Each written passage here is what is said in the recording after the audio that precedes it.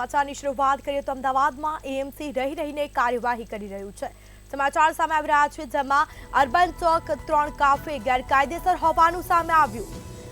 તો બીયુ અને એનઓસી વગરની હોસ્પિટલ પર કાર્યવાહી કરવામાં આવી। અધિકારીઓના આંખ આડા કાન, જેમાં આટલા વર્ષોથી આ ધંધો કોના આશીર્વાદથી ચાલતો હતો તે એક મોટો સવાલ।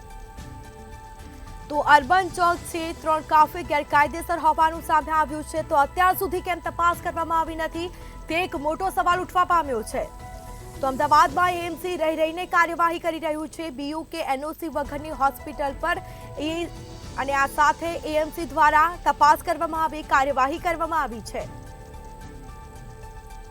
તો અધિકારીઓના આંખ આડા કાન, જેમાં આટલા વર્ષોથી ધંધો કોના આશીર્વાદથી ચાલતો હતો તે એક મોટો સવાલ। તો અમદાવાદમાં પણ એએમસીની કાર્યવાહી જોવા મળી છે। રહી રહીને એએમસી વિભાગ જાગ્યું અને હાલ તપાસ કરવામાં આવી અને તેમાં પણ અર્બન ચોક 3 કાફે ગેરકાયદેસર હોવાનું સામે આવ્યું છે। તો બીયુ કે એનઓસી વગરની હોસ્પિટલ પર એએમસી કાર્યવાહી કરી રહ્યું છે। અધિકારીઓના આંખ આડા કાન, જેમાં આટલા વર્ષોથી કોની નજર રહેમ હેઠળ આ ચાલી રહ્યું હતું એ તે એક મોટો સવાલ છે। અત્યાર સુધી કેમ કોઈ તપાસ કરવામાં આવી નથી?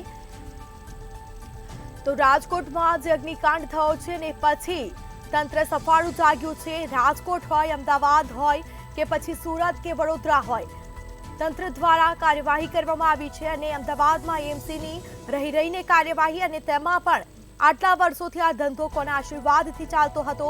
અર્બન ચોક છે 3 કાફે ગેરકાયદેસર હોવાનું સામે આવ્યું છે। તો બીયુ પરમિશન નથી, એનઓસી વગરની હોસ્પિટલ પર કાર્યવાહી કરવામાં આવી છે। અધિકારીઓના આંખ આડા કાન જોવા મળ્યા છે। તો આટલા વર્ષોથી ધંધો કોના આશીર્વાદથી ચાલતો હતો તે એક મોટો પ્રશ્ન।